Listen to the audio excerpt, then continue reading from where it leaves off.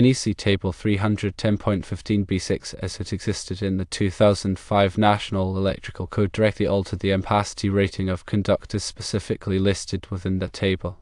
This means that, for example, a 400 kcmil copper conductor, when used in accordance with the stipulations of Table 310.15b6, could be considered to have an ampacity of 400 amps. It is essential to understand that Table 310.16, which provides ampacity ratings for conductors based on insulation type and temperature rating, remains applicable to conductors not explicitly covered by Table 310.15b6.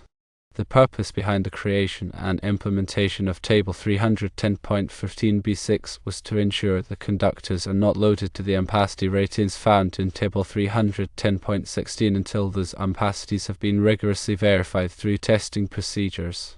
This verification process is a crucial step in confirming the safe and reliable operation of electrical systems. The table essentially functions as a listing requirement, meaning that conductors must meet certain standards and be specifically listed as compliant with Table 310.15b6 to be assigned the ampacity ratings it provides. It is important to recognize that Table 310.15b6 does not diminish the importance or relevance of Table 310.16. Instead, it introduces an alternative method for determining the ampacity of specific conductor types under specific conditions. This alternative method is based on testing and listing requirements, providing a different pathway to establish safe and reliable conductor loading. In practical field applications, it is paramount to remember that Table 310.15b6 only applies to those conductors that are explicitly listed within the table. Any other conductors not covered by Table 310.15b6 must have their ampacity determined and applied in accordance with the guidelines and requirements outlined in Table 310.16, taking into account factors such as insulation type, temperature rating, and ambient temperature conditions. Understanding the specific scope and limitations of each table is crucial for ensuring safe and compliant electrical installations. Now let's delve deeper into the nuances of applying these tables. Firstly, it's important to grasp that the NEC, or National Electrical Code, is a comprehensive set of standards that govern electrical installations in the United States. It's updated regularly to reflect advancements in technology, safety concerns, and industry best practices. Secondly, when dealing with conductor ampacity, it's not just about the size of the wire. Several factors come into play, including the insulation type, the ambient temperature, and whether the conductors are bundled together. These factors can affect the heat dissipation of the conductor and, consequently, its ampacity. Table 310.16 provides ampacity ratings for various conductor sizes and insulation types based on a specific set of conditions, typically an ambient temperature of 30 degrees Celsius, which is about 86 degrees Fahrenheit. However, if the ambient temperature is higher, or if the conductors are bundled together, adjustment factors must be applied to reduce the ampacity rating. These adjustment factors are outlined in other sections of the NEC, specifically 310.15b2 and 310.15b3. Understanding how to apply these adjustment factors is critical for ensuring that conductors are not overloaded, which can lead to overheating and potentially fire. Table 310.15b6 offers a simplified approach to determining ampacity for certain conductor sizes in specific applications, primarily residential services and feeders. It allows for higher ampacity ratings than those listed in Table 310.16 for certain conductor sizes, but it's subject to specific limitations. For example, it typically applies only to single-family dwellings and multifamily dwellings, and it may have restrictions on the types of overcurrent protection devices that can be used.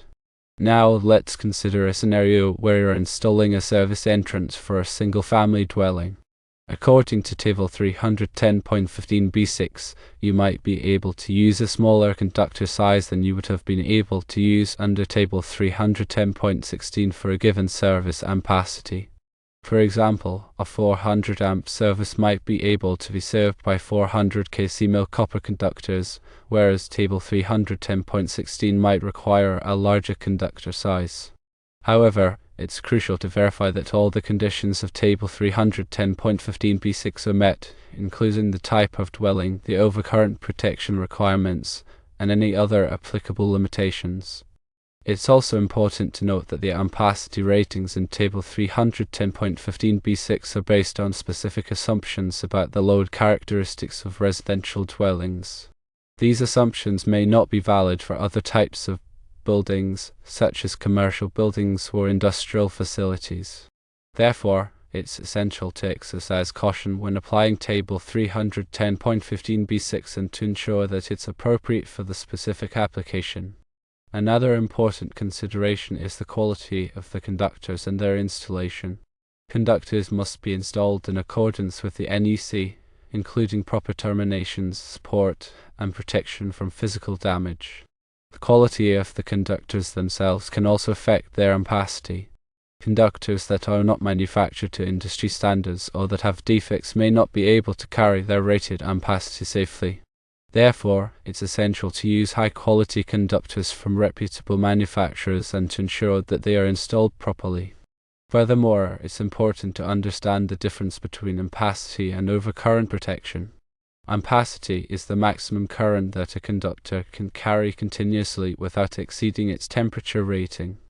Overcurrent protection, such as circuit breakers and fuses, is designed to protect conductors from overloads and short circuits. The overcurrent protection device must be sized to protect the conductor, but it should not be larger than the conductor's ampacity. In some cases, the NEC allows the use of the next higher standard overcurrent protection device rating if the conductor ampacity doesn't exactly match a standard size. However, this exception is subject to specific limitations and should be applied with caution. In the case of 400 kcmil copper conductors, Table 310.16 might list an ampacity of 335 amps at 75 degrees Celsius. If you're using an overcurrent protection device, you would typically choose a 350 amp breaker, as it's the next standard size above 335 amps. However, if you're applying Table 310.15b6, you might be able to use a 400 amp breaker, as the table allows for a higher ampacity rating for that conductor size in specific residential applications. It is very important to remember that even when applying Table 310.15b6 and using a 400 amp overcurrent protection device, the conductor should not be loaded beyond its maximum allowable ampacity under normal conditions. This means that the continuous load on the conductor should not exceed 400 amps. If the load is expected to be higher than 400 amps, a larger conductor size should be used. It's also important to consider the voltage drop in the conductors. Voltage drop occurs when the voltage at the load is less than the voltage at the source due to the resistance of the conductors. Excessive voltage drop can cause equipment to malfunction or operate inefficiently. The NEC recommends limiting voltage drop to a maximum of 3% for feeders and 5% for branch circuits. To minimize voltage drop, larger conductor sizes may be required. In addition to the NEC, other codes and standards may also apply to electrical installations. These may include local building codes, utility company requirements, and industry standards. It's essential to be familiar with all applicable codes and standards and to ensure that electrical installations comply with them. In summary, Table 310.15b6 provides a simplified approach to determining ampacity for certain conductor sizes in specific residential applications. However, it's subject to specific limitations and should be applied with caution. Table 310.16 remains the primary source for ampacity ratings for conductors, and adjustment factors must be applied to account for ambient temperature and bundling. Overcurrent protection devices must be sized to protect conductors from overloads and short circuits, and voltage drop must be considered to ensure proper equipment operation. Finally, all applicable codes and standards must be followed to ensure safe and compliant electrical installations. It is also important to discuss the concept of conductor dirting. Conductor dirting involves reducing the allowable ampacity of a conductor based on various factors that can affect its ability to dissipate heat. These factors include ambient temperature, the number of conductors in a raceway or cable, and the presence of other heat-generating equipment. The NEC provides specific guidelines for directing conductors in different situations. For example, if a conductor is installed in an area with a high ambient temperature, its ampacity must be reduced to compensate for the increased heat. Similarly, if multiple conductors are bundled together in a raceway or cable, their ampacity must be reduced to account for the reduced ability of the conductors to dissipate heat. The directing factors are typically expressed as percentages, and they are applied to the ampacity ratings listed in Table 310.16 or Table 310.15b6. It's essential to understand and apply these directing factors correctly to ensure that conductors are not overloaded and that electrical systems operate safely and reliably. Let's consider an example where you have 3 current-carrying conductors in a raceway in an area with an ambient temperature of 40 degrees Celsius. According to the NEC, you would need to apply both an ambient temperature correction factor and a conductor bundling directing factor. The ambient temperature correction factor would reduce the ampacity of the conductors based on the difference between the actual ambient temperature and the temperature rating of the conductor insulation. The conductor bundling directing factor would further reduce the ampacity based on the number of conductors in the raceway. By applying these directing factors, you would arrive at the adjusted ampacity rating for the conductors, which is the maximum current that they can safely carry under those specific conditions. It's important to note that the directing factors can vary depending on the specific conditions and the type of conductors being used. Therefore, it's essential to consult the NEC and other applicable codes and standards to determine the correct directing factors for each situation. Failure to apply directing factors correctly can result in overloaded conductors, overheating, and potentially fire. Another important aspect of conductor selection is the type of insulation used on the conductors. Different types of insulation have different temperature ratings, which affect the ampacity of the conductors. The temperature rating of the insulation is the maximum temperature that the conductor can withstand without degrading the insulation. The NEC specifies the allowable ampacity ratings for different types of conductors based on their insulation temperature ratings. For example, conductors with higher temperature ratings, such as 90 degrees Celsius, typically have higher ampacity ratings than conductors with lower temperature ratings, such as 60 degrees Celsius. However, it's important to note that the actual operating temperature of the conductor must not exceed the temperature rating of the terminations and equipment to which it is connected. Therefore, it's essential to select conductors with insulation temperature ratings that are compatible with the terminations and equipment being used. In addition to temperature rating, the type of insulation can also affect the conductor's resistance to moisture, chemicals, and other environmental factors. Therefore, it's important to select conductors with insulation that is suitable for the specific environment in which they will be installed. For example, conductors installed in wet locations should have insulation that is listed for wet locations. Similarly, conductors installed in areas with exposure to chemicals should have insulation that is resistant to those chemicals. The NEC provides guidelines for selecting conductors with appropriate insulation for different environments. It is essential to carefully consider the environmental conditions when selecting conductors to ensure that they will perform reliably over the long term. Furthermore, it's important to understand the different types of conductors that are available. Conductors are typically made of copper or aluminum, and they are available in various sizes and configurations. Copper conductors have higher conductivity than aluminum conductors, which means that they can carry more current for a given size. However, aluminum conductors are lighter and less expensive than copper conductors, which can make them a more economical choice for some applications. The choice between copper and aluminum conductors depends on various factors, including the ampacity requirements, the budget, and the weight limitations. The NEC provides guidelines for selecting the appropriate conductor material for different applications. Conductors are also available in solid and stranded configurations.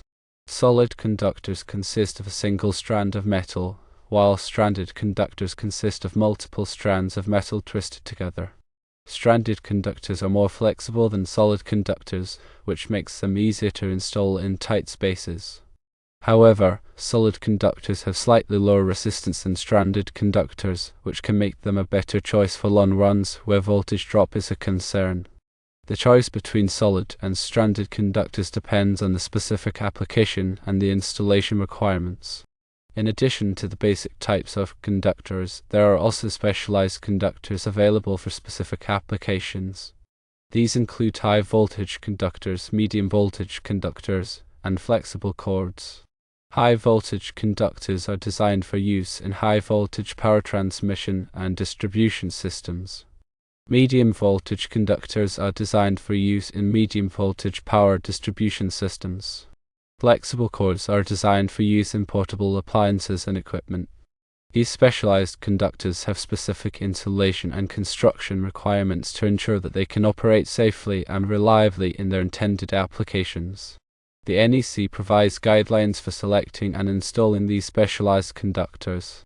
In conclusion, selecting the appropriate conductors for an electrical installation is a complex process that requires careful consideration of various factors. These factors include the ampacity requirements, the ambient temperature, the number of conductors in a raceway or cable, the type of insulation, the conductor material, and the installation requirements. It's essential to consult the NEC and other applicable codes and standards to ensure that the conductors are selected and installed correctly. Failure to do so can result in overloaded conductors, overheating, and potentially fire. Also, it's important to understand the difference between conductors and cables. Conductors are the individual wires that carry electrical current, while cables are assemblies of two or more conductors enclosed in a sheath or jacket. Cables are typically used for branch circuits and feeders, while conductors are often used for service entrances and panel board wiring. Cables are available in various types, including non-metallic sheath cable, armored cable, and metallic sheath cable. Non-metallic sheath cable, also known as NM cable or Romex, is the most common type of cable used in residential wiring. It consists of two or more insulated conductors enclosed in a non-metallic sheath. Armored cable, also known as AC cable or BX cable, consists of two or more insulated conductors enclosed in a flexible metal armor. Metallic sheath cable, also known as MC cable, consists of two or more insulated conductors enclosed in a corrugated metal sheath. The choice of cable type depends on the specific application and the installation requirements. Non-metallic sheath cable is suitable for dry locations, while armored cable and metallic sheath cable are suitable for wet locations and areas where physical protection is required. The NEC provides guidelines for selecting and installing cables.